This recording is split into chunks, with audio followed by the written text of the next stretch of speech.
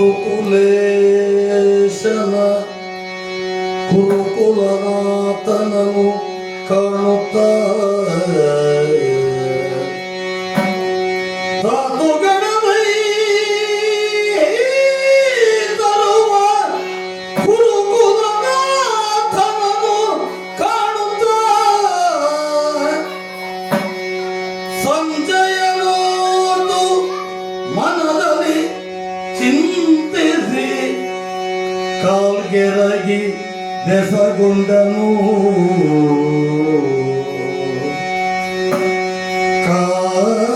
ಕಾಲ್ಗೆರಗಿ ಬೆಸಗೊಂಡನು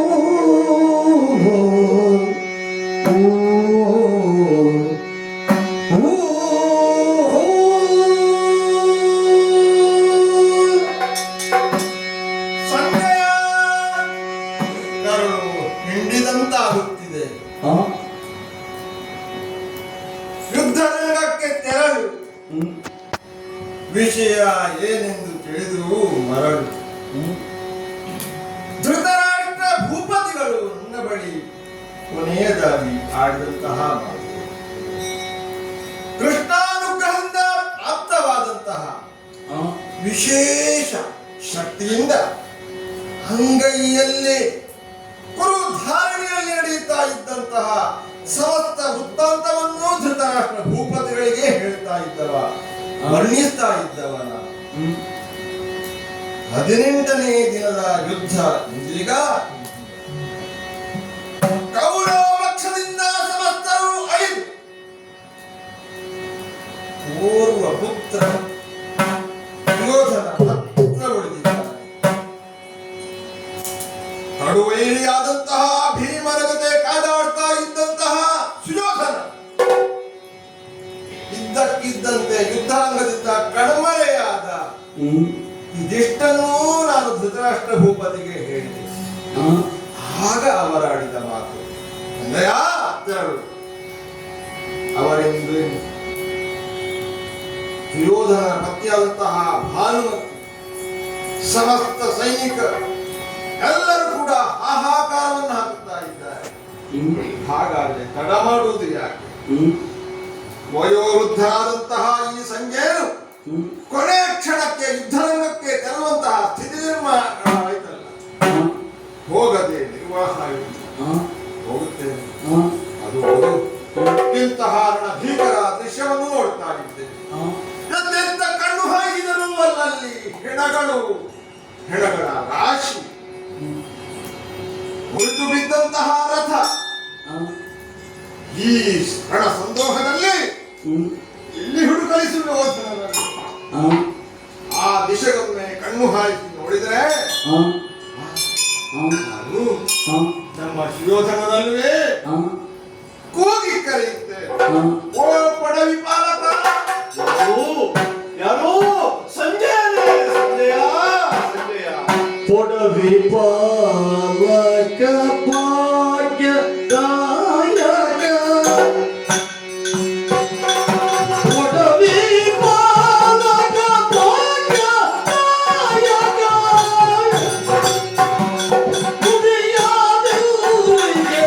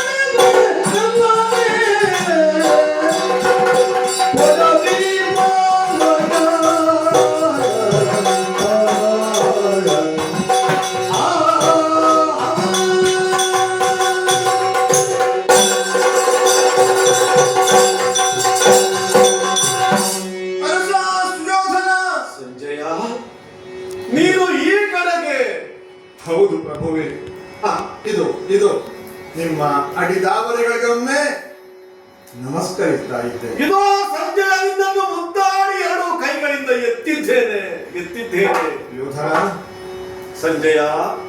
18 ದಿವಸಗಳ ಮೊದಲು ಯಾವುದನ್ನು ಕಪ್ಪಿಸುವುದಕ್ಕೂ ಅಸಾಧ್ಯವಾಗಿತ್ತು. ಅಂತಹ ಸ್ಥಿತಿಯನ್ನು ಇವತ್ತು ಕಾಣ್ತಾ ಇದ್ದೇನೆ ಪ್ರಭುವೆ, ಕಾಣ್ತಾ ಇದ್ದೇನೆ.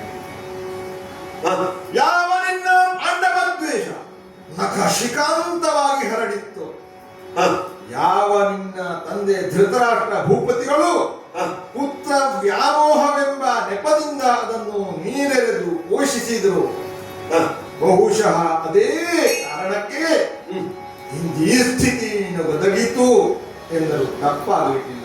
ಹೌದು ಸಂಜಯ. ವೈಭವಮಯದಂತಹ ಒಡ್ಡೋಲವನ್ನು ನೀಡುತ್ತಾ ಇದ್ದವ ನೀನು ಶಾಶ್ವತವಾಗಿ ಹಸ್ತಿನಾವತಿಯ ಚಕ್ರವರ್ತಿಯಾಗಿ ಆನೆ ಉಳಿಯಬೇಕೆಂಬ ಮಹದಾಸೆಯನ್ನು ಹೊತ್ತಂತಹ ನೀನು ಮುಂದೆ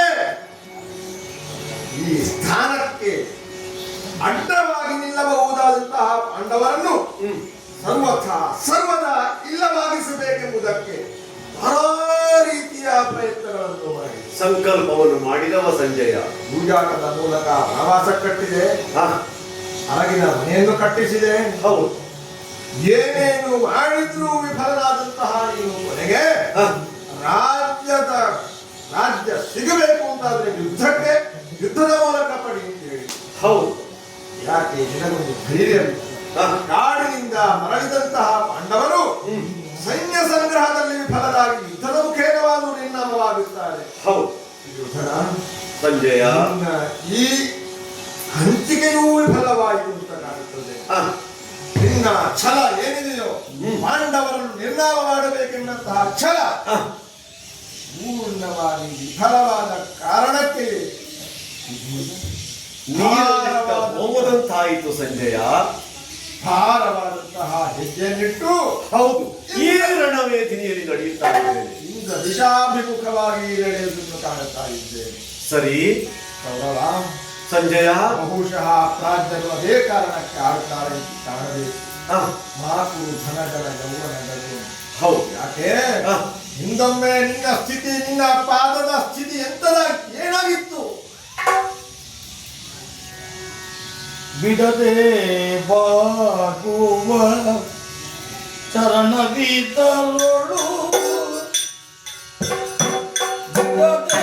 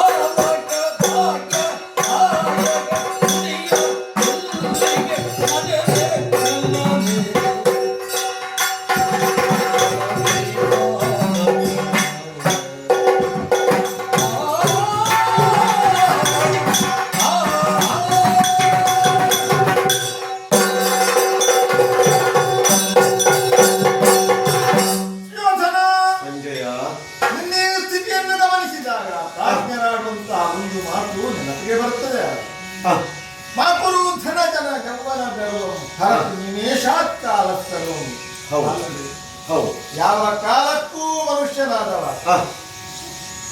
ಧನಬಲದ ಕರುವ, ಜನಬಲದ ಕರುವ, ಅಧಿಕಾರದ ಮದ ಇದನ್ನು ತೋರ್ಪಡಿಸಬಾರದು.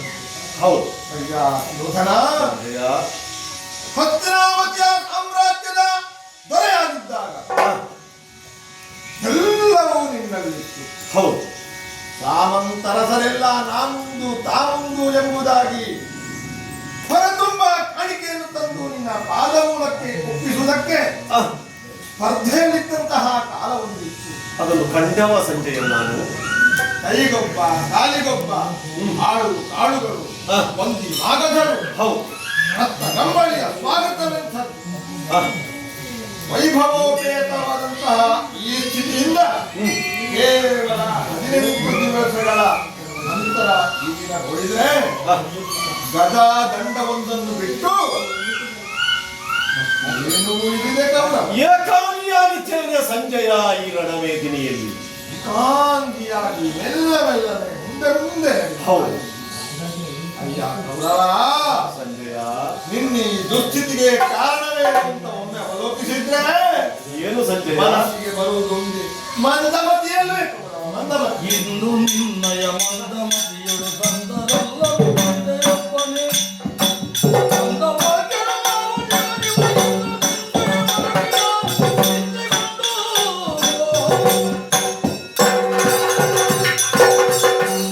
ಈ ಪಾಂಡವ ಪೃಥ್ವಿ ಎಂಬ ನಿನ್ನ ಸಂಕಲ್ಪಕ್ಕೆ ಆ ನಿರೀಕ್ಷೆ ಇತ್ತು ಸಂಜಯ ನನ್ನಲ್ಲಿ ಬಲವಾಗಿ ನಂಬಿದ್ದು ಯಾರನ್ನು ಆತ್ಮೀಯ ಸಖನೆನಿಸಿಕೊಂಡಂತಹ ಕರ್ಣನನ್ನು ನಂಬಿದೆ ಹೌದು ಸಂಜಯ ಶಕ್ತ್ಯಾಯುಧವನ್ನು ಹೊಂದಿದ್ದಂತಹ ಆತ ಇಂದಲ್ಲ ನಾಳೆ ಶತ್ರುವಾದಂತಹ ಅರ್ಜುನನನ್ನು ನಿಗ್ರಹಿದ್ದಾನೆ ಆ ನಂಬುಗೆ ನನ್ನಲ್ಲಿ ಇತ್ತು ಫಲವಾಗಿ ಹೌದು ಗುರುಗಳಾದಂತಹ ಕೋಣದ ಮೇಲೂ ಅಪಾರ ಭರವಸೆಯನ್ನಿಟ್ಟೆ ಆ, ಅವರು ಧೀರಾಶಾಲಿಗಳಾದರು. ಹೌದು ಜಯದ್ರಥನ ಮೇಲೆ ಭರವಸೆಯನ್ನಿಟ್ಟೆ ಅಜ್ಜರಾದಂತಹ ಭೀಷ್ಮಾಚಾರ್ಯರ ಪ್ರತಿಜ್ಞೆಯನ್ನೂ ನಂಬಿದೆ ಎಲ್ಲವೂ ನಿಷ್ಫಲವಾಯಿತು ನಿನ್ನವರೆಂದು ನೀನು ಯಾರನ್ನು ನಂಬಿಕೊಂಡಿದ್ದೀಯೋ ಆ, ಎಲ್ಲರೂ ಕೂಡ ಶವವಾಗಿ ರಣಧಾರುಣಿಯಲ್ಲಿ ಭಾಗಿದಾಗಿದ್ದಾರೆ. ಈಗ ನೀನು ನನ್ನನ್ನು ಎಚ್ಚರಿಸುವಾಗ ಇದು ನನ್ನ ಮಂದಮತಿತ್ವ ಅಂತ ಅರ್ಥ ಆಯಿತು ಸಂಜಯ ಅರ್ಥ ಆಯಿತು ಯೋಧನ ಸಂಜಯ ಯುದ್ಧ ಮುಖೇನ ನೀನೂ ನಾಶವಾಗುವುದಲ್ಲದೆ ನಿನ್ನವರೆಲ್ಲರನ್ನೂ ನಾಶವಾಗುವ ಈ ಸ್ಥಿತಿಯನ್ನು ದೊಡ್ಡಿ ಆ, ಏಕಾಂಗಿಯಾಗಿ ಮುಂದೆ ಸಾಗುತ್ತಾ ಇದೆಯಲ್ಲ ಸಂಜಯ ಕೌರವ ಏನು ಹೇಳಬೇಕು ಸಂಜಯ ನನ್ನ ಭಾಗ್ಯ ಇದು ನನ್ನ ಪುಣ್ಯ ಸಂಜಯ ನಿನ್ನನ್ನು ಈ ರಣವೇದಿನಿಯಲ್ಲಿ ಕಾಣುವುದು ಕಣ್ಣಿಲ್ಲದಂತ ನನ್ನ ತಂದೆಯಾದಂತ ಆ ಕುರುಡ ರಾಜನಿಗೆ ಈ 18 ದಿವಸದ ಯುದ್ಧವನ್ನು ತನ್ನ ಕೈಯನ್ನೇ ನೋಡಿ ನನ್ನ ತಂದೆಗೆ ವಿವರಿಸುವ ಆ ಒಂದು ಶಕ್ತಿಯನ್ನು ಮಂತ್ರದ ಮೂಲಕವಾಗಿ ನೀನು ಪಡೆದವ ಹೌದು ವೇದವ್ಯಾಸರಿಂದ ಪಡೆದವ ಸಂಜಯ ಯಾವ ಹೊತ್ತು ಭೀಮಸೇನನ ಕೂಡೆ ಹೋರಾಟವನ್ನು ಮಾಡಿ ವಿಶ್ರಾಂತಿಗೋಸ್ಕರ ಪೂರ್ವ ದಿಕ್ಕನ್ನು ಅನುಸರಿಸಿ ಮುಂದೆ ನಡೆದಂತ ಹೊತ್ತು ಕುರುಕ್ಷೇತ್ರದ ವ್ಯಾಪ್ತಿಯನ್ನು ನಾನು ಹೊರಗೆ ಉಳಿದೆ ಅಂತ ಆ ಸಂದಿಗ್ಧ ಪರಿಸ್ಥಿತಿಯನ್ನು ನನ್ನ ಅಪ್ಪ ಮತ್ತು ಕೇಳುವಾಗ ನಿನ್ನಲ್ಲಿ ಅಂಗೈಯನ್ನು ನೋಡಿ ವಿವರಿಸುವಂತ ಆ ಒಂದು ಸ್ಥಿತಿ ಬಾರದೆ ಇದ್ದಾಗ ನೀನೇ ಬಂದೆಯ ಸಂಜಯ ನನ್ನನ್ನು ಹುಡುಕುತ್ತಾ ಬಂದೆಯ ಹೌದು ಪ್ರಭುವೇ ಸಂಜಯ ಪ್ರಭು ನನ್ನ ತಂದೆಯ ರಥದ ಸಾರಥಿಯಾದರೂ ಕೂಡ ವಯೋವೃದ್ಧ ನೀನು ಜ್ಞಾನವೃದ್ಧ ಎಲ್ಲಿ ಉಪಪ್ಲಾವ್ಯದ ರಾಜಸಭೆಗೆ ಸಂಜಯ ರಾಯಭಾರಕ್ಕಾಗಿ ನಿನ್ನನ್ನು ಕಳುಹಿಸಿ ಅಲ್ಲಿ ಧರ್ಮಜಾತಿಗಳು ಹೇಳಿದಂತಹ ಮಾತನ್ನು ಪುನರಪ್ಪಿ ಹಸ್ತಿನಾವತಿಯ ಅರಮನೆಯಲ್ಲಿ ಹೇಳಿದಾಗ ನನಗೆ ಅದು ಕಿವಿಗೆ ಪಥ್ಯವಾಗದೆ ನೂಕಿರೋ ಸಂಜಯನ ಈ ಸಭೆಯಿಂದ ಅಂತ ಹೇಳಿದ ಬಾಯಿಗಳು ಇದು ಸಂಜಯ ಸಂಜಯ ಓ ಇದು ಅಂದು ನಿನ್ನಲ್ಲಿ ನನಗೆ ಕ್ಷಮೆ ಯಾಚಿಸಲಿಕ್ಕೆ ಆಗಲಿಲ್ಲ ರಾಜನಾಗಿದ್ದೆ ರಾಜಸಭೆ ಆದ್ರೆ ಇದೋ ಇಂದು ನಿನ್ನ ಪಾದಗಳಿಗೆ ಬಿದ್ದಿದ್ದೇನೆ ನನ್ನನ್ನು ಕ್ಷಮಿಸಬೇಕು ಸಂಜಯ ಇಂತಹ ಮಾತನ್ನು ನಾನು ಆಡಿಬಿಟ್ಟೆ ಸಂಜಯ ಸಂಜಯ ನನ್ನನ್ನೇ ಮತ್ತೊಮ್ಮೆ ಲಕ್ಷೀಕರಿಸಿ ನನ್ನ ಭಾಗ್ಯ ವಿಶೇಷದ ಚಿತ್ರಣವನ್ನು ಮತ್ತೊಮ್ಮೆ ನೀನು ಈ ರಣವೇದಿನಿಯಲ್ಲಿ ನನಗೆ ಕಣ್ಣಿಗೆ ಕಾಣುವಂತೆ ನೀನು ಹಿಡಿದಿದ್ದಿ ಏನು ನಿನ್ನ ಸ್ಥಿತಿ ಏನು ಮಾಡುತ್ತಿ ಉತ್ತರ ಒಂದೇ ಎಲ್ಲವೋ ಸಂಜಯನೇ ಏನೋ ಬೇಡಲಿ ನಿನಗೆ ಎಲ್ಲವೋ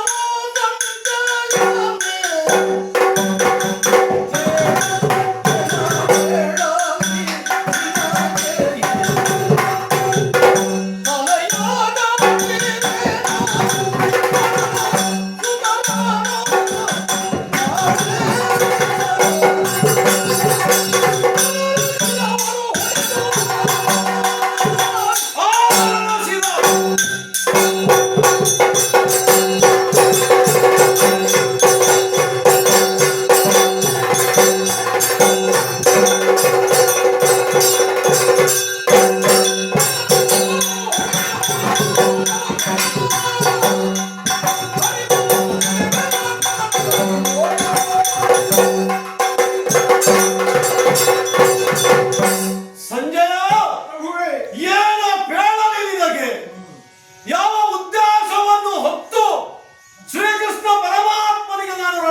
ವರದಾನವನ್ನು ಕೊಟ್ಟಿದ್ದೇನೆಯೋ ಅದನ್ನು ಪೂರೈಸುವುದು ನನ್ನ ಆದ್ಯ ಕರ್ತವ್ಯವಾಗಿದೆ.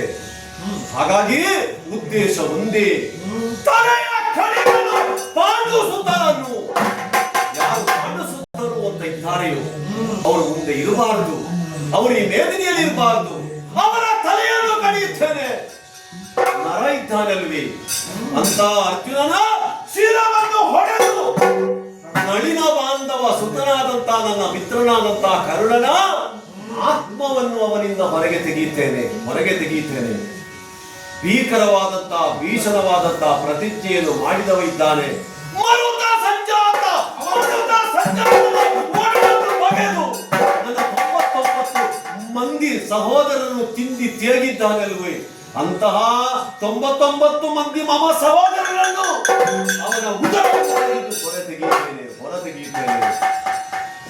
ಆದರೆ ನಿನ್ನ ಮುಂದಿನ ಪ್ರಶ್ನೆ ಇದೆಯಲ್ವ, ಇದನ್ನು ಹೇಗೆ ನೀನು ಪೂರೈಸುತ್ತೀಯಂತ. ಹೇಗೆ ಮಾಡಿ? ಅದಕ್ಕಾಗಿ ಸ್ವಲ್ಪ ವಿಶ್ರಾಂತಿಯನ್ನು ಬಯಸಿ ಇದೇ ಸರೋವರ ಒಂದು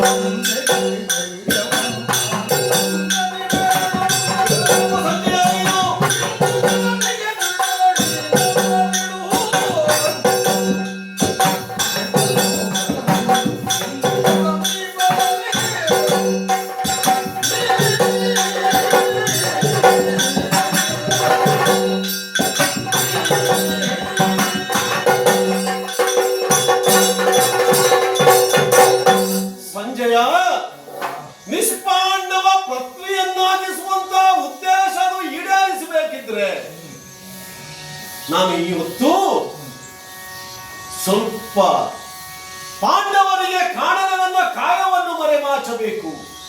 ಹೇಗೆ ಮರೆಮಾಚುವುದು? ಇದೇ ದಿಕ್ಕಿನ ಮುಂದೆ ಕೃಷ್ಣ ದ್ವೈಪಾಯನರಿಂದ ಅನುಗ್ರಹಕ್ಕೆ ಒಳಪಟ್ಟಂತ ವೈಶಂಪಾಯನರು ಜ್ಞಾನವನ್ನು ಪಡೆದಂತ ಒಂದು ಸರೋವರ ಇದೆ, ದ್ವೈಪಾಯನ ಸರೋವರ. ಆ ಅಜ್ಜಯ್ಯನಾದಂತಹ ಭೀಷ್ಮಾಚಾರ್ಯರಿಂದ ಜಲಸ್ತಂಭನ ವಿದ್ಯೆಯ ಬೋಧನೆಯೂ ಆಗಿದೆ. ಆ ಸರೋವರದಲ್ಲಿ ಹುದುಗಿರುತ್ತೇನೆ. ಒಂದು ಉದ್ದೇಶದ್ದು. ಇನ್ನೊಂದು, ನನ್ನ ದೇವರಾದಂತಹ ಬಲಭದ್ರ ದೇವರು ಅವರು ದರ್ಶನವನ್ನು ಕೊಟ್ಟರು ಅಂತಾದರೆ, ಅವರು ಬಂದರು ಅಂತಾದರೆ ನಿಷ್ಪಾಂಡವ ಪ್ರಕ್ರಿಯೆಯನ್ನು ನಾನು ಮಾಡುತ್ತೇನೆ. ಅದಕ್ಕಾಗಿ ಸಂಜಯ, ತಂದೆಗತಿ ಧೈರ್ಯವನ್ನು ತಾರತಮ್ಯತೆ ಕೇಳಬೇಕು.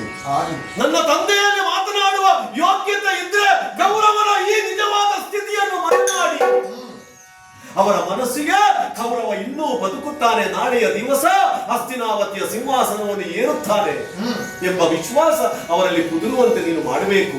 ತಂದೆಗತಿ ಧೈರ್ಯವನ್ನು ತಾರತಮ್ಯತೆ ಕೇಳು.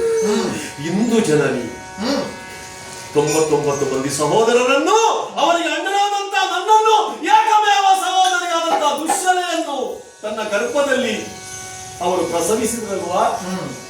ಇಂದು ಜನನಿ ಗಾಂಧಾರಿ ದೇವಿ ಇಂದು ಜನನಿ ಅಲ್ಲ, ಈ ಹಿಂದೂ ವಂಶಕ್ಕೆ ಅವರು ಜನನಿಯಾಗಿ ಗೋಚರ ಆದವರು. ಯಾಕೆಂದರೆ ನಮ್ಮ ಚಂದ್ರವಂಶದಲ್ಲಿ 101 ಮಕ್ಕಳನ್ನು ಪಡೆದವರು ಯಾರೂ ಇಲ್ಲ ಸಂಜಯ. ಆ ವಾಕ್ಯವನ್ನು ನನ್ನ ತಾಯಿಯಾದಂತಹ ಗಾಂಧಾರಿ ದೇವಿಗೆ. ಇಂದು ಜನನಿಗೆ ಅರುಹು ದೃಢಗಳು ನೀತಿಲ್ಲ. ಕೌರವನ ದೃಢ ವಿಶ್ವಾಸ ಏನುಂಟು ಅದರಿಂದ ವಿಚಲಿತನಾಗಲಾರೆ. ನನ್ನ ಕೈ ಹಿಡಿದು ಬಂದಿದ್ದಾಳೆ ಮಡದಿಯಾದಂತಹ ಭಾನುಮತಿ. ಆ ಭಾನುಮತಿಯನ್ನು ಕೂಡ ನೀನು ಸಂತೈಸಬೇಕು. ನಾಳೆಯ ದಿನ ಸೂರ್ಯೋದಯಕ್ಕೆ ನಿಷ್ಪಾಂಡವ ಪೃಥ್ವಿಯನ್ನಾಗಿಸಿ ಮಾಡಿ ಸುಯೋಧನ ಹಸ್ತಿನಾವತಿಯ ಸಿಂಹಾಸನವನ್ನು ಏರುವಂತಹ ಸೌಭಾಗ್ಯವಂತವಾದ ಭಾನುಮತಿಗೆ ಅರುಹು. ಸಂಜಯ, ಭೀಮನ ಮರುತ ಸುತನ ಮೂತಲಿಕೆಯ ಮಾತು ನನಗೆ ಕೇಳುತ್ತಾ ಇದೆ. ಅವ ಬೆಮ್ಮೆತ್ತಿಕೊಂಡು ಬರುತ್ತಾ ಇದ್ದಾನೆ. ಅದಕ್ಕಾಗಿ ಇದೋ ನಿನ್ನನ್ನು ತಬ್ಬಿಕೊಂಡಿದ್ದೇನೆ. ಇದೋ ನನ್ನ ಕಣ್ಣೀರಿನಿಂದ ಪಾದವನ್ನು ತೊಳೆದಿದ್ದೇನೆ. ಹೋಗು ಸಂಜಯ, ಹೋಗು,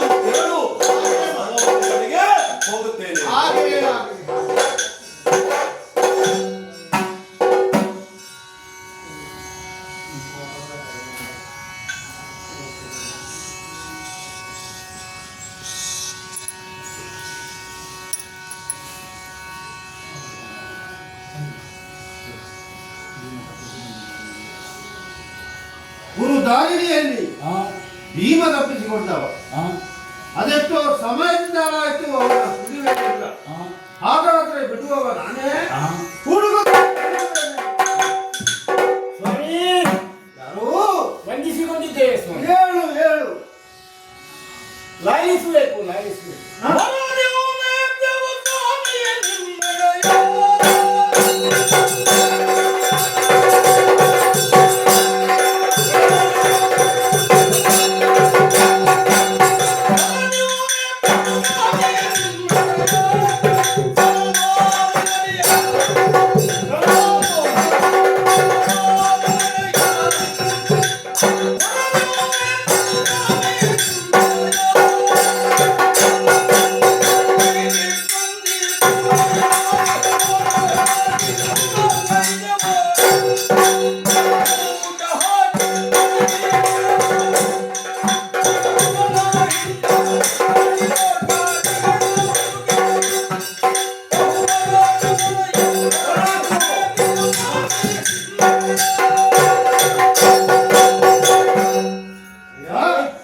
ಹರಾಕು ಹರಾಕು ಎಂತೇಳು ಅಯ್ಯ? ನಾವು ಯಾರು ಅರ್ಥ ಆಗಿಲ್ಲ. ಈಗ ಗೊತ್ತಾಯ್ತು. ಇನ್ನ ಹೆಸರು ಅದು ಹೆಸರು ಹೇಳಬೇಕು ಅಂತ ಇಲ್ವ? ಹಾ. ಇರ್ತದಲ್ವ? ವಿಂಧ್ಯ ಅಂತ ಗೊತ್ತಾಯ್ತು. ಬೇರೆ ಜನರು ನಮ್ಮ. ನೀವು ಹೇಳಿದ ವಿಶ್ವಾಸದಿಂದ ಮಾಡಿದ್ದಲ್ವ ನಾವು ಕೆಲಸ. ಹೌದು. ಹಾಗಾದ್ರಿಂದ ಸ್ವಾಮಿ ಗೌರವ ಎಲ್ಲಿ ಅಡಗಿದ್ದಾನೆ? ನೀವು ನಮಗೆ ಮೊದಲು ಹೇಳಿದ್ದು ಕೃಷಿಯನ್ನು ರಕ್ಷಿಸಬೇಕು ಅಂತ ಅಲ್ವ? ಮೊದಲು ಹೇಳಿದ್ದವು. ಆಮೇಲೆ ಏನೆಲ್ಲ ಉಂಟು ವಿಸ್ಮಯಗಳು ಅದನ್ನು ಹೇಳಬೇಕು ಅಂತ. ಅದಕ್ಕಿಂತ ದೊಡ್ಡ ಪ್ರಾಣಿ ಒಂದು ಕೃಷಿ ಮಾಡುವುದಕ್ಕೆ ಬಂದಿದೆ. ಯಾರು? ಆ ಊರದ ತಾತ. ಅನ್ನದ ಪತಾಕ ಹೇಳಿ ನಿಮ್ಮಿಂದಲೇ ಗೊತ್ತದ್ದು ನಾನು. ಹೌದೌದು. ಆಮೇಲೆ ಹ. ಹೋದಾಗ ಸ್ವಲ್ಪ ಬಚ್ಚಲಿಕ್ಕೆ ನಮಗೆ ವಿಶ್ರಾಂತಿ ಬೇಕು ಅಂತ ಆಯ್ತು. ಅದಕ್ಕೆ ಏನಾದ್ರೂ ಶಕ್ತಿವರ್ಧಕ ಧೈರ್ಯ ತಗೊಂಡು ಅಭ್ಯಾಸ ಇಲ್ವಾ? ಅದಕ್ಕಿಂತ ಮೊದಲೇ ನೀರು ಕುಡಿಯಬೇಕಲ್ಲ ಸ್ವಾಮಿ. ಹಾ. ನೀವೇ ಹೇಳಿದ್ದು. ಹ. ನಾವು ಹೇಳಿಕೊಟ್ಟಾಗ ನೀನು ಮಾಡ್ತಿ ಅನ್ನೋದು ಮಾತಲ್ಲಿ ಗೊತ್ತಾಯ್ತು. ಹೇಳಿದ್ದನ್ನು ಶಿರಸ ವಹಿಸಬೇಕು. ಇಷ್ಟು ಮಂದಿ ಈಟೀಟ್ ಮಂದಿ ಈಟಿ ಇರ್ತಾವಲ್ಲ, ಅಷ್ಟೂ ಜನ ನಾವು ಹೋಗಿ ಹುಡುಕಾಡುವುದು. ಅಷ್ಟಷ್ಟು ಮಂದಿ ಅಷ್ಟು ಜನರಿಗೆ ಬಾಯಾರಿಕೆ ಆದರೆ ಎಲ್ಲಿಯಾದ್ರೂ ದೊಡ್ಡ ಸರೋವರ ಬೇಡುವ ಸ್ವಾಮಿ. ಬೇಕು ಬೇಕು. ಮತ್ತೆ ಈ ಶೇಖರಿಸಿದ್ದನ್ನೆಲ್ಲ ಕೊಡಿದ್ರೆ ನಮಗೆ ಸಾಕಾದೀತು. ಕೂಡ ವಿದ್ಯುತ್ ಹತ್ತು ಹೋಗಿ ನಾವು ಉಳಿಲಿಕ್ಕಿಲ್ಲ. ಪರಿಶುದ್ಧವಾದಂತಹ ಜಲವನ್ನು ಹ. ಸೇವಿಸಬೇಕು, ನಮ್ಮ ಕೃಷಿಯನ್ನು ಪರಿಹರಿಸಬೇಕು. ಈ ಶಬ್ದ ಎಲ್ಲ ನೀವಲ್ಲ ಹೇಳಿಕೊಟ್ಟದ್ದು. ಹೌದು. ನಾನೇ ನಮ್ಮಂತವರಿಂದ ಇಂಥ ಶಬ್ದ ಎಲ್ಲ ಬಂದಿತ್ತು. ಸ್ಥಾನದಲ್ಲಿ ಇರುವವನೇ ನಾನಲ್ವ? ಮತ್ತೆ ಅಂತಹ ನಾವು ಹೋಗಿ ಹೋಗಿ ಬಂದದ್ದೆಲ್ಲಿಗೆ ಎಲ್ಲಿಗೆ? ಎಂತ ಇಂಥ ಸರೋವರ ಇದು? ಇಲ್ಲಿ ಓ ಇಲ್ಲೇ ಸ್ವಲ್ಪ ಮುಂದೆ ಹೋದ್ರೆ ವೈಶಂಪಾಯನ ಪೂರ್ವ ಸರೋವರ. ದಿಕ್ಕಿಗೆ. ಹೌದು. ವೈಶಂಪಾಯನ. ಅದೇ ಅದೇ ಅದೇ ಎಂತ ಸೋಮಪ್ಪಣ್ಣನ ಸರೋವರ. ಈಗ ಸಂಬಂಧಿಕರ ಹೆಸರೆಲ್ಲ ಹೇಳುವುದಲ್ಲ, ಅಂದ್ರೆ ಹೆಸರು ಬೇರೆ. ದ್ವೈಪಾಯನ. ಹಾ ಹಾ ಹಾ ಹಾ ದೇವಪ್ಪಣ್ಣನ ಸರೋವರ. ಆಯ್ತು, ಸರಿ ಬಿಡು. ಹೌದು. ಅಲ್ಲಿ ಸರೋವರದಲ್ಲಿ ನಾನು ಸ್ವಲ್ಪ ನೀರು ಕುಡಿದು ಕೆಲವು ಜನ ನಮ್ಮ ಬಾಯಾರಿಕೆಯನ್ನು ಪರಿಹರಿಸಿಕೊಂಡಾಗ ಸ್ವಲ್ಪ ಇನ್ನು ಹಿಂದೆ ಸರಿಯುವಂತ ಯೋಚನೆ ಮಾಡುವಾಗ ಯಾರೋ ಮಾತಾಡುವುದು ಕೇಳ್ತದೆ ಸ್ವಾಮಿ. ಎಲ್ಲಿ? ಮೇಲಿನಿಂದ ಮಾತಾಡು, ಹಾ. ನೀರಿನಿಂದ ಕೊತ ಕೊತ ಕೊತ ಕೊತ ಕೊತ ಕೊತ. ಇಲ್ಲ. ಹೌದು ಅಂತ ಬಿಸಿ ನೀರಿನ ಬುದ್ಧಿ ಏನಾದರೂ ಇರ್ಬೋದಾ? ಏನಂತ ನಮಗಷ್ಟು ಅದನ್ನು ಅಂದಾಜು ಮಾಡಲಿಕ್ಕೆ ಆಗುದಿಲ್ಲ. ಹ್ಮ್. ಅಂತೂ ಕೇಳುವುದು ಕೇಳ್ತದೆ. ಹಾ. ನೀವು ಹೋಗಿ ಅಂತ ಹೇಳುದು. ಹಾಗಾದ್ರೆ ಅಲ್ಲಿ ಯಾರೋ ಮನುಷ್ಯನೇ ಹಾಗಿದ್ರೆ ಒಂದು ಶಬ್ದ ಕೇಳಿ ಏನು? ಭೀಮವನ್ನಾನು ಅಂತ ಹೇಳುವುದು. ಹಾ. ಅಷ್ಟು ಹೇಳುವಾಗ ಮತ್ತೇನು ಅಂತ ಸ್ವಲ್ಪ ಕಿವಿಯನ್ನು ಅರಳಿಸಿ ಕೇಳಬೇಕು. ಸ್ವಲ್ಪ ನೀವು ಹೇಳಿದರೆ ಎರಡೆರಡು ಸಲ ಕೇಳಿಕೊಂಡು ನೀವು ಒಟ್ಟಾರೆ ಬಂದು ಏನಾದರೂ ಹೇಳಬಾರದು. ಸರಿಯಾಗಿ ಹೇಳಬೇಕು, ಸರಿಯಾಗಿ ವರದಿ ಮಾಡಬೇಕು ಅಂತ ಅಲ್ವಾ ನೀವು ಹೇಳಿ. ಉತ್ತಮ ವರದಿಗಾರನ್ನು ಪ್ರಶಸ್ತಿ ಕೊಡ್ತೇನೆ ಅಂತ ಹೇಳಿಲ್ಲ ನಿಮಗೆ. ಆದ್ದರಿಂದ ಮತ್ತೊಮ್ಮೆ ಹೋಗಿ ನೋಡಬೇಕು ಅಂತ ನೋಡಿದ್ರೆ ಯಾರೋ ಕುಂಟಿ ಮಗ ಅಂತ ಹೇಳಿ ನಿನ್ನ ನಾಲಿಗೆ ಹಾಗಲ್ವ ಅದು. ಕುಂತಿ ಸುತ, ಕುಂತಿ ಮಗ. ಅಕಾರಕ್ಕೆ ತಕಾರಕ್ಕೆ ಇರ್ತದೆ. ಹೌದು. ಕಾಗುಣಿತ ಸರಿ ಗೊತ್ತಿಲ್ಲ. ಕ್ಷಮಿಸ್ಬೇಕು ಸ್ವಾಮಿ, ಕ್ಷಮಿಸ್ಬೇಕು. ಆಯ್ತು ಬಿಡು. ಆದ್ದರಿಂದ ಇದು ಕೇಳಿದ್ದೆ ತಡ ಸ್ವಲ್ಪ ಆಚೆ ಹೋಗುವಾಗ ಸ್ವಾಮಿ ಕಪ್ಪಾಚಾರ್ಯರು ಅಂತ ಹೇಳುವುದು ಹೇಳ್ತಾರೆ. ಯಾರು ಕಪ್ಪೆಗಳೇ ಹೇಳಿದ್ದೆ ಅಲ್ಲ ಮನುಷ್ಯರು. ಯಾರು ಹೇಳಿದ್ದು? ಕೃಪಾಚಾರ್ಯರೇ. ಮತ್ತೆ ನಮಗೆ ಅರ್ಥ ಆಗುದಿಲ್ಲ. ಇಂಥದ್ದೇ ನೀವು ಹೋಗಿ ಹೋಗಿ ಅವನು ಬಂದನು ಅಷ್ಟೇ ಹೇಳುದು ಕೇಳಿ. ಹಾಗಿದ್ರೆ ನಿಮ್ಮ ಹತ್ರ ಹೇಳಿದ್ರೆ ಇದರ ರಹಸ್ಯ ಏನು ಅಂತ ನೀವು ಪರಿಹರಿಸಬಹುದು. ತಿಳಿಯಿತು ಬಿಡು. ನಮಗೆ ಈ ಕೆಲಸ ಮಾಡಿದ್ದಕ್ಕೆ ನಿಮ್ಮಿಂದ ಪ್ರಶಂಸೆ ಸಿಕ್ಕಿತು ಅಂತ ಹೇಳಿ ಇದು ಪತಿವನಿಗೆ ಸಮರನೆಂದು ಅತ್ಯಧಿಕ ಹರುಷದಲ್ಲಿ ಬರುತ್ತದೆ. ಇಂದಿನ ಕಾವಡಿಯ ಸರಗಳ ವೀರ ಮುದ್ರಿಕೆಯ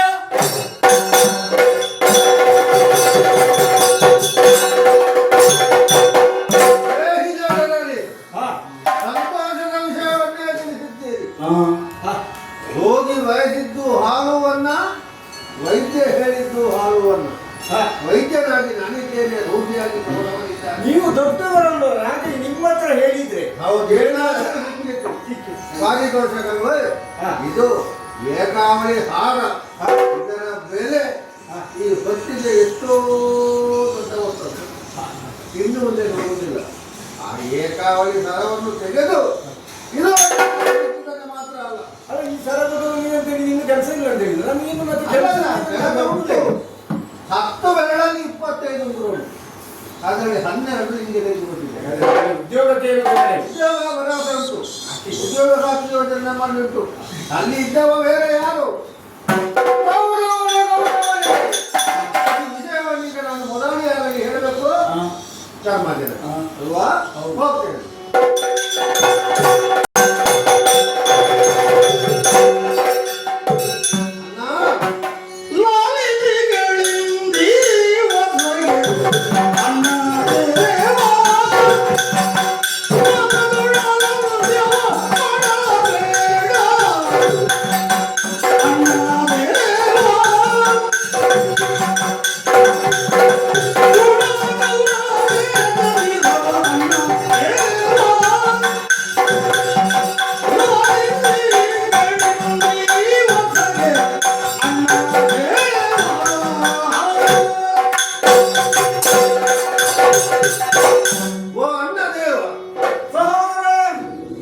ಅವಸರದಿಂದ ಓಡಿಕೊಂಡು ಬಂದಿದ್ದೇವೆ. ಯಾಕೆ? ನಮಗೆ ಇವತ್ತು ಬಹಳ ಶುಭ ಸುದ್ದಿಯೊಂದು ಸಿಕ್ಕಿದೆ.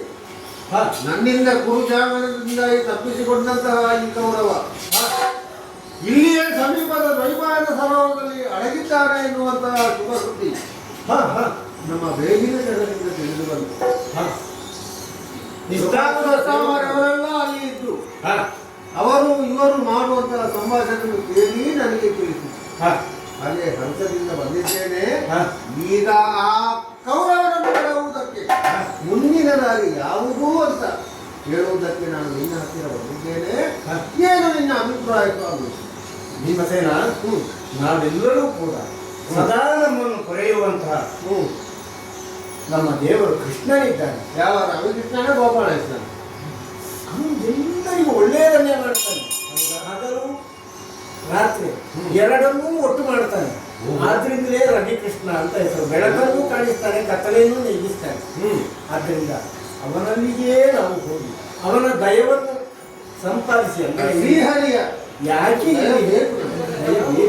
ನಿನಗೆ ಸಿಟ್ಟು ಬಂತು ಅಂದ್ರೆ ಈ ಕ್ಷಣಕ್ಕೆ ನಾವು ಹೋಗಿ ದ್ವೈಪಾಯನದಲ್ಲಿ ಅಡಗಿ ಹೋಯ್ತವನನ್ನು ನಿನ್ನ ಮಾರ್ಗದರ್ಶನದಲ್ಲಿಯೇ ಇಷ್ಟರವರೆಗೆ ಮುಂದೆ ಬಂದಂತಹ ನಾವು ಈ ಒಂದು ಪ್ರಸಂಗದಲ್ಲಿ ನೀನು ನಮಗೆ ಮಾರ್ಗದರ್ಶನ ರವಿ ಅಲ್ವೇ?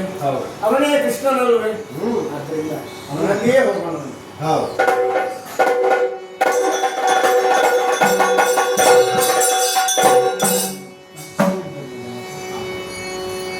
Yeah.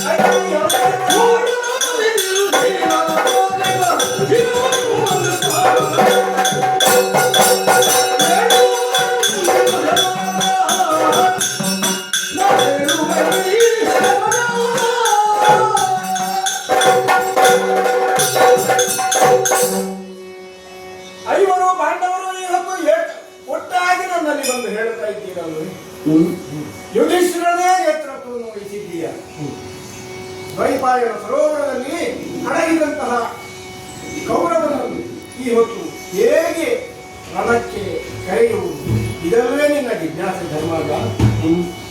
ಒಂದು ಹಂತದಲ್ಲಿ ನಿನ್ನ ಜಿಜ್ಞಾಸೆ ಸರಿ ಅಂತ ಭಾವಿಸಿದರೂ ಕೂಡ ಇದನ್ನು ಈ ಹೊತ್ತು ನಿನ್ನ ಈ ವಾತ್ಸಲ್ಯವನ್ನು ತಡೆದು ನೀನು ಮುಂದುವರಿಯಬೇಕಾಗ್ತದೆ. ಯಾಕೆ ಪಾಂಡವರು ದೈವಿ ಕೃಪೆಯಿಂದ ಜನಿಸಲ್ಪಟ್ಟರು. ಅಂತಹ ನಿಮ್ಮನ್ನು ಯಮನ ವಿಚಾರಣೆ 4 ದಿಕ್ಕಿನಲ್ಲಿ ನಡೆಯುತ್ತದೆ. ತೆಂಕಣ ದಿಕ್ಕಿನಲ್ಲಿ ಕೀರಾಚನಾಗಿ ಪಾಪಿಗಳನ್ನು ಆತ ವಿಚಾರಿಸ್ತಾನೆ. ಮತ್ತೆ ಉತ್ತರ ದಿಕ್ಕಿನಲ್ಲಿ ದಾನಶೀಲರಿಗಾಗಿ ಸತ್ಪುರುಷನಾಗಿ ವಿವಸ್ವಂತನಾಗಿರುತ್ತಾನೆ. ಆಮೇಲೆ ಪೂರ್ವ ದಿಕ್ಕಿನಲ್ಲಿ ತಾನೇ ಯಮಧರ್ಮನಾಗಿ 4 ವಿಷಯಗಳನ್ನು ಒಬ್ಬ ನ್ಯಾಯಾಧೀಶನಾಗಿ ನಿರ್ಣಯಿಸುವಂತಹ ಯಮಧರ್ಮರಾಯ ಅವನ ಮುಖೇನವಾಗಿ ದಂಡಿಸಿದಂತಹ ಧರ್ಮಜ, ನೀನು 4 ದಿಕ್ಕಿನಿಂದ ಈ ವಿಷಯವನ್ನು ಅವಲೋಕಿಸಿದಾಗ ಈ ಕೌರವ ಏನೆಲ್ಲ ನಿಮಗೆ ಹಾನಿಯನ್ನು ಮಾಡಿದ್ದಾನೆ ಅದನ್ನೆಲ್ಲ ಅವಲೋಕಿಸಿ ಈ ಹಿಂದೆ ನಾನು ಮಾಡಿದಂತಹ ಒಂದೊಮ್ಮೆಗೆ ನನ್ನ ಮಾವನಾದಂತಹ ಕಂಸನನ್ನು ಸಂಹರಿಸುವಲ್ಲಿ ನಾನು ಏನೋ ಬಂದು ಎನ್ನುವುದನ್ನು ಒಪ್ಪಲಿಲ್ಲ. ಆತನನ್ನು ವಿರೋಧಿಸಿ ಆತನ ದುಷ್ಟತ್ವವನ್ನು ನಿವಾರಿಸಿದ್ದೇನೆ. ದುಷ್ಟ ಶಿಕ್ಷಣ ಶಿಷ್ಟಪಾಲನ ಎನ್ನುವುದು ಕ್ಷತ್ರಿಯರಾದಂತಹ ನಿಮಗೆ ಈ ಹೊತ್ತು ಅಭಿಧಾನವಾಗಿ ಪರಿಣಮಿಸಬೇಕು. ಹಸ್ತಿನಾವತಿಯಲ್ಲಿ ಒಂದು ಒಳ್ಳೆಯ ಆಡಳಿತವನ್ನು ಕೊಡುವುದಕ್ಕಾಗದೇ ಇದ್ದಂತಹ ಈ ಕೌರವ ಈ ಹೊತ್ತು 18 ದಿನಗಳ ಸಂಗ್ರಾಮದಲ್ಲಿ ಏನೆಲ್ಲ ಮಾಡಿದ್ದಾರೆ ಎನ್ನುವುದನ್ನು ಯೋಚಿಸಿದೆ. ಪೂರ್ವದಲ್ಲಿ ನಿಮ್ಮ ಪ್ರಾಣವಲ್ಲಭೆಯಾದಂತಹ ದ್ರೌಪದಿಯ ಮಾನಹಾನಿಯನ್ನು ಮಾಡಿದಂತಹ ಈ ಕೌರವ ಸಮಾಧಾನಕ್ಕೆ ಈ ಹೊತ್ತು ಅರ್ಹನೆಯಲ್ಲ. ಸಡಿಲ ಸ್ತಂಭನ ಎನ್ನುವುದು 64 ವಿದ್ಯೆಗಳಲ್ಲಿ ಒಂದಾಗಿ ಇದ್ದು ಈ ಹೊತ್ತು ಆತನು ಆ ವಿದ್ಯೆಯನ್ನು ಪ್ರಯೋಗಿಸಿ ರಣರಂಗದಿಂದ ಹಿಂದೆ ಸರಿತಾನೆ ಅಂತ ಇದ್ದು ಅವನನ್ನು ರಣರಂಗಕ್ಕೆ ಕರೆಯಬೇಕು ಅಂದರೆ ನಾವೆಲ್ಲರೂ ಆ ಬೈಪಾಯದ ಜೊತೆಗೆ ಹೋಗಬೇಕು. ಅಲ್ಲಿ ಹೇಗೆ ಬೇಕೋ ಯಾರು ಬೇಕೋ ಆತನನ್ನು ಅನ್ವಯಿಸುವ ಕ್ರಮವನ್ನು ಅಲ್ಲಿ ಹೇಳೋಣ.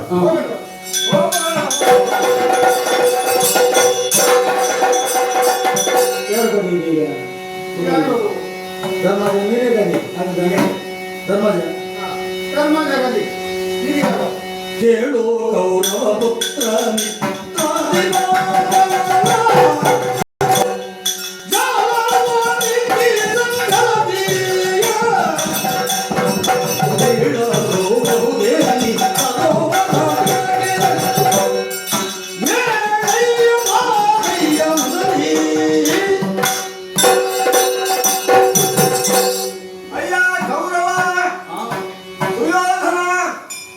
ಮೊದಲಾಗಿ ಕೇಳು ಕೌರವ ಅಂತ ಹೇಳ್ತೇನೆ. ಮೊದಲಾಗಿ ನೀನು ಸರಿಯಾಗಿ ಕೇಳುವುದನ್ನು ಕಲಿಯಬೇಕು ನನ್ನ ಸಹೋದರರು. ಆದ್ದರಿಂದ ಧರ್ಮಜನು ಈ ಹೊತ್ತು ನಿನ್ನಲ್ಲಿ ಹೇಳ್ತಾ ಇದ್ದೇನೆ, ನೀರಿನಿಂದ ಎದ್ದು ಮೇಲಕ್ಕೆ ಬಾ. ಈ ರೀತಿಯಾಗಿ ನೀರಿನಲ್ಲಿ ನೀನು ಅವಿತು ಕುಳಿತರಿದ್ದರೆ ಆದರೆ ಒಂದೊಮ್ಮೆಗೆ ನಮ್ಮ ವಿರೋಧಿಯೇ ಆದರೂ ಕೂಡ ಕ್ಷತ್ರಿಯರಿಗೆ ಉಳಿತಾದಂತಹ ಕೃತ್ಯ ಅಲ್ಲ ಇದು. ಆದ್ದರಿಂದ ನೀರಿಂದ ನೀನು ಮೇಲೆದ್ದು ಬಂದೆ ಅಂತೇಳಿ ಆದರೆ ನಿನಗೆ ಯಾವ ರೀತಿಯ ಯುದ್ಧಕ್ಕೆ ಬೇಕಾದಂತಹ ಸಲಕರಣೆಗಳು ಬೇಕು ಅದನ್ನೆಲ್ಲ ಈ ಧರ್ಮರಾಯ ಒದಗಿಸುವುದಕ್ಕೆ ಸಿದ್ಧನಿದ್ದಾನೆ. ನೀನು ನೀರಿನಿಂದೆದ್ದು ಬಾ. ಇದಾಗಲೇ ಇಲ್ಲ. ಆನೆಗೇನು ಬೇಕು? ಯಾವುದು ಅಂಕುಶ. ಕೋಣರಿಗೆ ಸಾಟಿ ಇದನ್ನೆಲ್ಲ ಭೀಮಸೇನ ನಾನು ನೀನೊಂದ್ಸಲ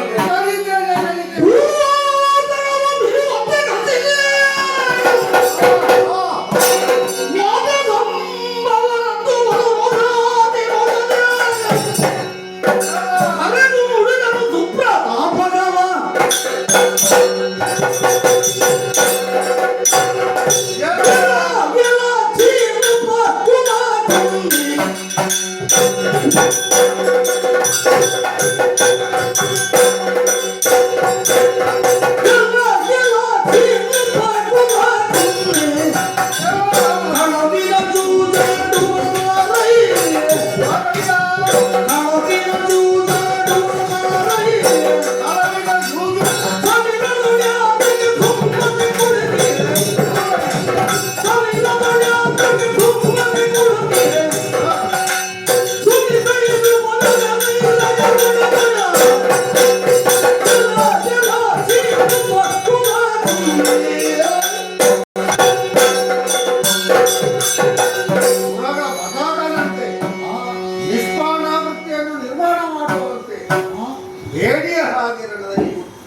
ಬಾಣವನ್ನು ಬಿಟ್ಟು ಓಡಿ ದ್ವೈಪಾಯನ ಸರೋವರದಲ್ಲಿ ಅಡಗಿದ್ದಾನೆ. ಎಲ ಎಲ ಈ ಕೃಪಾಕುಲ ಕುನ್ನಿ ಬಾಳೆಯ ಮೇಲೆ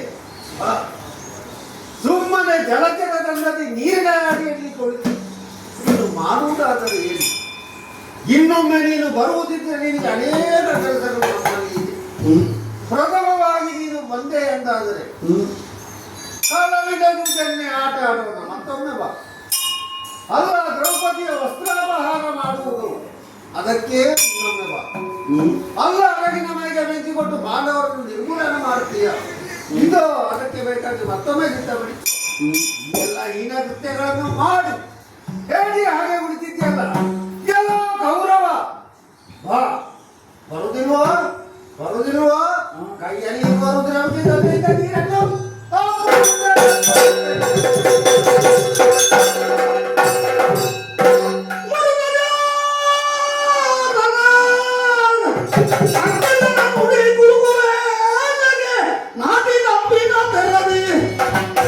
ಮರೆಗಳು ಒಡಿಗ ಸವಿರ ತಮ್ಮ ವಿದ್ಯೆಗಳು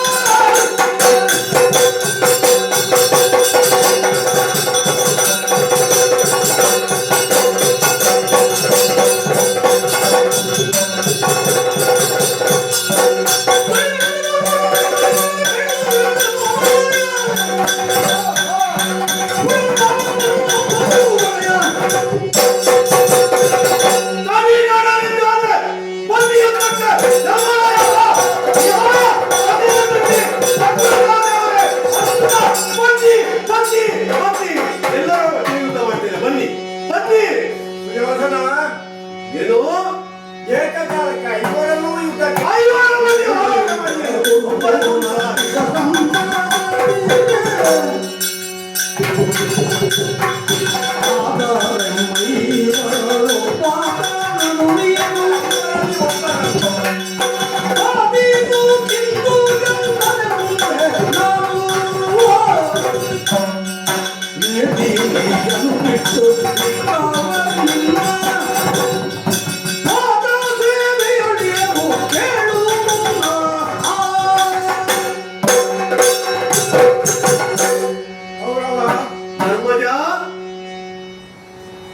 ನೀರಿನ ಮೇಳಕ್ಕೆದ್ದಂತಹ ನೀನು ಒಮ್ಮಿಂದೊಮ್ಮೆ ರೋಷಪೀಡಿತನಾಗಿ ಐವರು ಯುದ್ಧಕ್ಕೆ ಕರೆಯುತ್ತಾ ಇದ್ದಿ. ನಿನ್ನ ಉತ್ಸಾಹ ಛಲ ಒಪ್ಪಬಹುದಾದರೂ ಕೂಡ ನಾವು ಒಪ್ಪಬಹುದೇ? ಯಾಕೆ? ಏನು ತೊಡಕು ನಿಮಗೆ? ತೊಡಕು ಯಾಕೆ ಅಂತ ಹೇಳಿದ್ರೆ ನೀವಿರುವುದು ಒಬ್ಬ, ನಿಮ್ಮ ಎದುರಿಗೆ ನಾವು ಇರುವವರು ಐವರು. ಈ ಐವರನ್ನು ಏಕಕಾಲಕ್ಕೆ ಸದನ ಪಡೆಯುತ್ತೇನೆ ಅಂತೇಳಿ ನೀವು ಹೇಳಿದ್ರು ಕೂಡ ಯುದ್ಧಕ್ಕೊಂದು ಕ್ರಮ ಎನ್ನುವುದು ಇಲ್ಲವೇ? ಏನದು? ಯಾರನ್ನಾದ್ರೂ ಒಬ್ಬನನ್ನು ನೀನು ಆಯ್ಕೆ ಮಾಡು, ಆಮೇಲೆ ಯುದ್ಧವನ್ನು ಮಾಡು. ಧರ್ಮದ ಹಿರಿಯನಾದಂತಹ ಧರ್ಮಜನು ನಾನು ಹೇಳುವಂತಹ ಮಾತನ್ನು ನೀನು. ಹಾಗಾದ್ರೆ ನಿಮ್ಮಲ್ಲಿ ಒಬ್ಬ ಸೋತರು ಕೂಡ ರಾಜ್ಯ ಯಾರಿಗೆ? ಗೌರವನಿ. ಹಾಗಾದ್ರೆ ಒಬ್ಬರನ್ನು ಗೆದ್ರೆ ಸಾಕು. ನಿಮ್ಮ ಗೌರವವನ್ನು ನಾವು ಗೆದ್ದರೆ ಈಗ ನೀನೂ ಯುದ್ಧಕ್ಕೆ ಸಿದ್ಧನಾಗ್ತೀಯಾ? ಖಂಡಿತವಾಗಿ. ಏನಯ್ಯ ನಿನ್ನ ಬಲವು? ನಿನ್ನ ಬಲು ಹೇನೋ, ನಿನ್ನ ಬಲು ಹೇನೋ, ಏನು ಏನು ಬಲು ಹೇನೋ, ಏನು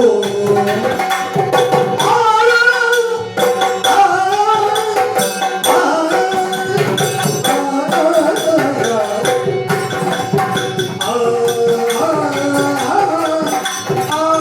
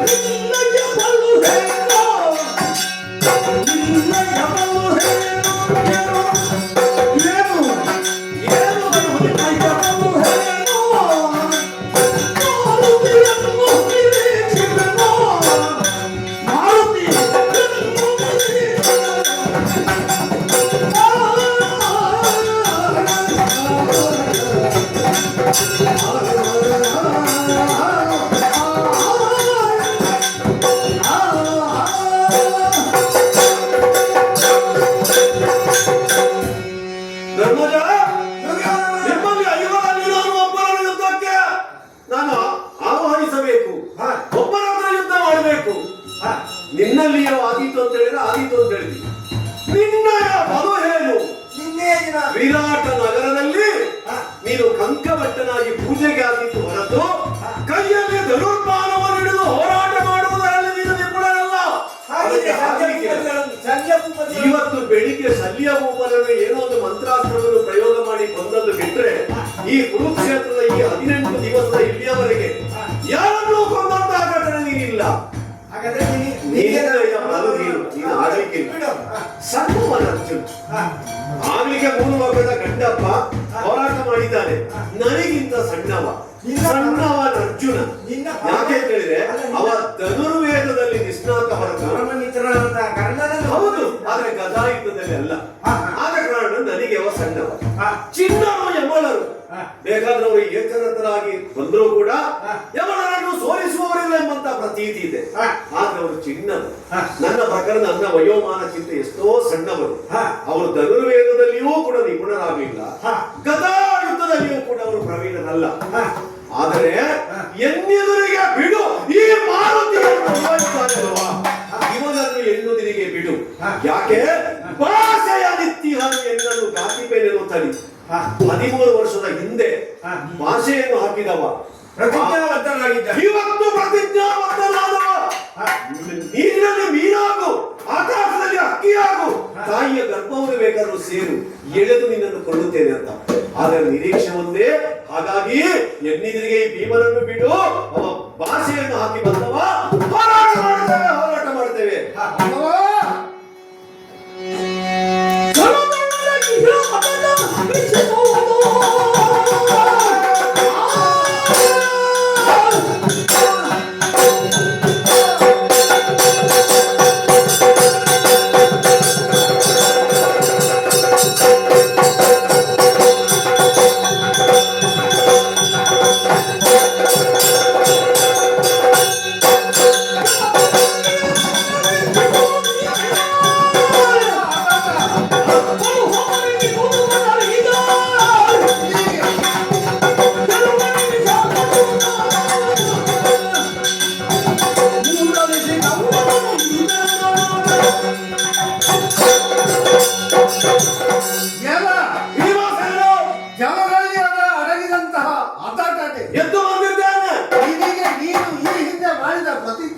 ಮರೆತು ಹೋದಾಗ ಒಂದು ಹೊತ್ತಿನಲ್ಲಿ ನೀನೇ ಹೇಳಿದ ಹಾಗೆ ಏನು ನಿನಗೆ ಕೆಲಸಮ್ಮನ ವಿದ್ಯೆಯೇ ನನ್ನ ಕೇವಲ ಬಾಯಿ ಮಾತಿಗೆ ಶಬ್ದಾರ್ಥ ಮಾಡ್ತು ಹೋಗಿದೆ. ನಾನು ಮಾರು ಮರೆತು ನಿಂತರೆ ಮುಖಿಯಿಂದ ಅಪ್ಪಳಿಸಿದ್ದು ನಿನಗೆ ಈ ನಾಳೆ ಪೂರ್ವೋದಯವನ್ನು ನೋಡುವಂತ ಅವಕಾಶವೇ ಇಲ್ಲ. ಆದ್ದರಿಂದ ನೀನಾಗ ಮಾಡಿದಂತ ಪ್ರತಿಜ್ಞೆ ಉಂಟಲ್ಲ, ಯಾರನ್ನೆಲ್ಲ ತೆಗಿತಿ ನನ್ನ ಉತ್ತರದಿಂದ? ನನ್ನ 99 ಮಂದಿ ಸಹೋದರರು ಹೊಡೆದು ನಿನ್ನ ಉದರವನ್ನು ಬಗೆದು ತೆಗೀತೇನೆ. ಸುಮ್ಮನೆ ಹಗಲು ಮನಸ್ಸು ಮಾಡಬೇಕು. ಮತ್ತೆ ಆನೆ ನೀರಾಟದಲ್ಲಿ ಮೀನ ಕಂಡಂಜುವುದು ಆ ರೀತಿ ಆಗಿದೆ. ನಿನಗೆ ಅದೆಲ್ಲ ಆಗುವುದಿಲ್ಲ. ಭೀಮಸೇನ ಶಿವನ ಅಂಶ ಸಂಜಾತ, ವಾಯುವಿನ ಅಂಶ ಸಂಜಾತ, ಆ ಈರುವರ ನಿನ್ನನ್ನು ಹೊಡೆದು ನಡೀತದಿದ್ರೆ ಹಾ. ನಾನು ಈ ಭಾಷೆಯನ್ನು ನೀನು ಊಟಕ್ಕೆ ಆದೀತ ನೀನು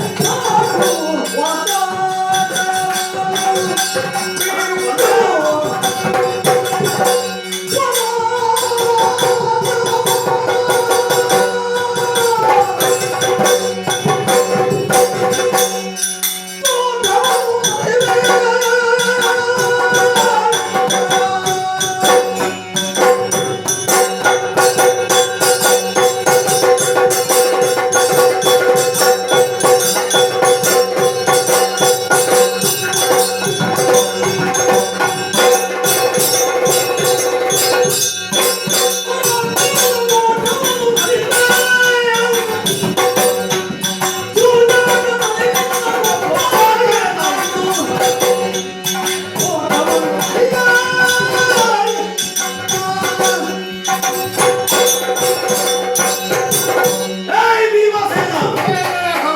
ಊಟದಲ್ಲಿ ನೀ ಗುಣ ನೀನು ವಿರಾಟರಾಯನ ನಗರದಲ್ಲಿ ಒಳಗೆ ಕಟ್ಟಿಗೆಯನ್ನು ಹಾಕಿ ಬೆಂಕಿಯನ್ನು ನಿರ್ಮಾಣ ಮಾಡಿ ಅಲ್ಲಿ ಅವರಿಗೆ ಬೇಕಾದಂತ ಅನ್ನವನ್ನು ನಿರ್ಮಾಣ ಮಾಡಿದವ ನೀನು. ಹೌದು. ಆದ ಕಾರಣ ನೀನು ಪಾಕಶಾಸ್ತ್ರಜ್ಞ. ಒಲನ ನಾಮಕನಾದಂತ ಬಾಣಸಿಗನಾಗಿದ್ದವ. ಬಕಾಸುರನ ಬಂಡಿಯನ್ನವನ್ನು ನೀನು ಮೆದ್ದವ. ಆದ ಕಾರಣ ನೀನು ಊಟದಲ್ಲಿ ನೀನು ಗುಣನಾಗುವುದು ಕೌರವ ಹೋರಾಟದಲ್ಲಿ ಅಲ್ಲ. ಮತ್ತೆ ನಿನ್ನ ಒಬ್ಬಾಟ ದ್ಯೂತದ ಸಭೆಯಲ್ಲಿ ನಿಮ್ಮ ಇವರ ಮನವಿಯಾದ ದ್ರೌಪದಿ ನಡೆದು ತಂದು ಆಕೆಯ ಸೀರೆಯ ಸೆರಗಿಗೆ ಕೈ ಇಕ್ಕಿದಂತಹ ಸಂದರ್ಭದಲ್ಲಿ ನತಮಸ್ತಕರಾಗಿ ನೀವು ಕುಳಿತವರು ಮತ್ತೆ ಪ್ರತಿಜ್ಞೆ ಮಾಡಿದವರು. ದ್ಯೂತದಲ್ಲಿ ನಿನ್ನ ಒಬ್ಬಾಟ ಏನಾಯಿತು? ಅಂತೂ ನೀನು ಗದಾ ಯುದ್ಧದಲ್ಲಿ ನೀನು ಎಷ್ಟು ಅದರ ಮಟ್ಟುಗಳನ್ನು ತಿಳಿದರೂ ಕೂಡ ನೀನು ಪ್ರಾವೀಣ್ಯತೆಯನ್ನು ಪಡೆದವನಲ್ಲ. ಹಾಗಾಗಿ ನಿನ್ನಲ್ಲಿ ಆಯ್ಕೆ ಮಾಡಿದ್ದೇನೆ. ಹಾಗಾಗಿ ಹೋರಾಟ ನಿನ್ನಲ್ಲೇ ಬಾ. ಕೌರವ ಏನು ಈ ಊಟ ಮಾಡುವುದು ಮತ್ತು ಅಡುಗೆ ಮಾಡುವುದು ಹಾ. ಒಂದು ಅರಮನೆಯಲ್ಲಿ ಹಾ. ಅದೇನು ಅಷ್ಟು ಅಸಾಧ್ಯವಾದ ವಿಚಾರ ಇರಬಹುದು. ನೋಡ ನಿನ್ನೆಲ್ಲೇ ಒಂದು ಬಂದ ಅವನನ್ನು ಮಾಡ್ತೇನೆ. ಏನು ಅಷ್ಟು ಊಟ ನೋಡ ನೀನು ಮಾಡಿ ಹಾ. ಅಲ್ಲ, ಅದಕ್ಕೆ ನೀನು ಊಟದಲ್ಲಿ ನಿಪುಣ ನೀನು ಅಂತ. ಅದಕ್ಕೆ ಮೃಕೋದರ ಹೌದಾ? ಸೋಳದ ಹೊಟ್ಟೆಯವ ನೀನು ಎಂತದಲ್ಲಿ ನೀನು ಕರಗಿಸಿಕೊಳ್ತಿ. ಈಗ ನಿನ್ನಲ್ಲಿ ಅದೆಲ್ಲ ಯಾವುದು ಇಲ್ಲದೆ ಭಾಗ್ಯವರಲ್ಲಿ ಉಂಟು ಅಂತ ಅದು ನಿನಗೆ ಅನುಗ್ರಹ. ನಿನಗೆ ಮಸ್ಸಾರಿ ಅಂತ ಅಲ್ಲಲ್ಲ, ನಿನಗೆ ಅನುಗ್ರಹ ಅದು. ಇಲ್ಲದ್ರೆ ನೀನು ಅಲ್ಲ, ಊಟದಲ್ಲಿ ನಿಪುಣನಲ್ಲ. ಮಾತಾಡ ಲೋಕದಲ್ಲಿ ಆ 8 ರಸಕುಂಡವನ್ನು ಕುಡಿದಿದೆಯಲ್ವಾ? ಅದು ಕುಡಿದಿದ್ದೆ. ಅದೇ 1,000 ನೀನು ನನಗೆ ನಮಸ್ಕಾರ ಮಾಡಬೇಕು. ಯಾಕೆ? 1,000 ಆನೆಯ ಬಲ ಮತ್ತೆ ಏನು ತಿಂದರೂ ಕೂಡ ಕರಗಿ ಹೋಗಿ ನಿನ್ನ ಕಾಲನ್ನು ಮುರಿದು ನಾಗಾದಿಗಳ ವರ ನಿನಗೆ. ನೋಡು, ನೀನವತ್ತು ನಮಗೆ ಶಾಪ ಕೊಟ್ಟು ನಮ್ಮನ್ನು ಇಲ್ಲ ಅಂತ ಮಾಡ್ಬೇಕು ಅಂತ ಹೇಳಿ ವಿಷದ ರಡ್ಡನ್ನು ಕೊಟ್ಟಿ ಸಾಯಲಿಲ್ಲ. ಅದೇ ನಿನಗೆ ವರ ಅಲ್ಲಿ ಉಂಟಾದ್ದು ಊಟದಲ್ಲಿ ಅಂತ. ವರ ಸಿಕ್ಕಿತು. ಹಾ. ನಿನ್ನ ಶಾಪ ಹಾ. ಮಾನವನಾದ ನನಗೆ ವರ ಹಾ, ಅಲ್ವಾ? ಹೌದು. ಆ ವರದಿಂದ ಹಾ. ಭರಿಸ್ತೇನೆ ನಿನಗೆ ಬಾಲ. ಹಾ. ಆ ಬರದಿಂದ ಅಷ್ಟನಿಗೆ ಬರ್ತದೆ ಜ್ವರ. ನೋಡು. ಆದ್ದರಿಂದ ನಿಲ್ಲಿಸ್ತೇನೆ ನಿನ್ನ ಅದಟು. ಹಾ. ನಿನ್ನ ಉಡ ಪ್ರದೇಶವ ಮತ್ತೊಂದು ಪ್ರದೇಶ ಹಾ. ಗದಾ ದಂಡದಿಂದ ಹಾ. ಎಲ್ಲಿಗೆಲ್ಲ ಹಾ. ಘಾಟಿಸುವುದಕ್ಕಾಗ್ತದೆ. ಹಾ. ಅದಕ್ಕಾಗಿ ಸದಾ ಸಿದ್ಧನಾಗಿ ಬಂದವನ. ಹಾ. ಹಾಗಾದ್ರೆ ನೋಡೋಣ.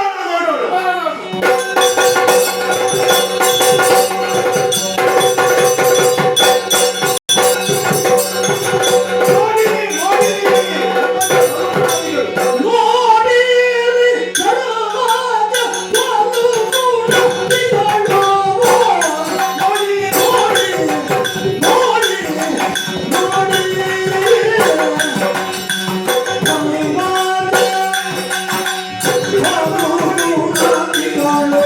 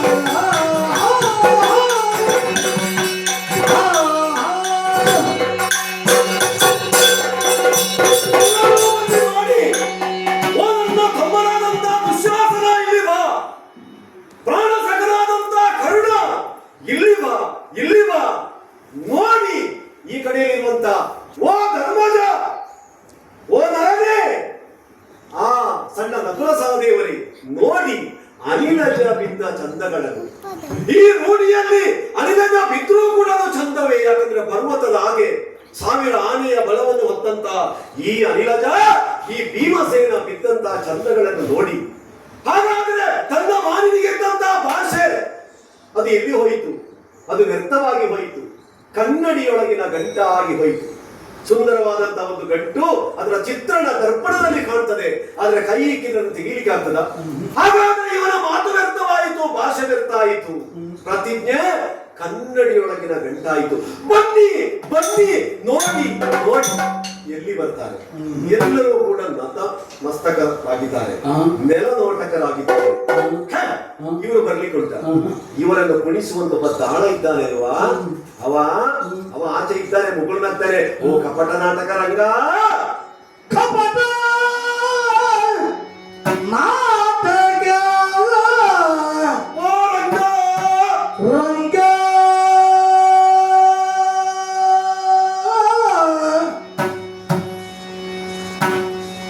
ಕಪಟ ನಾಟಕ ರಂಗ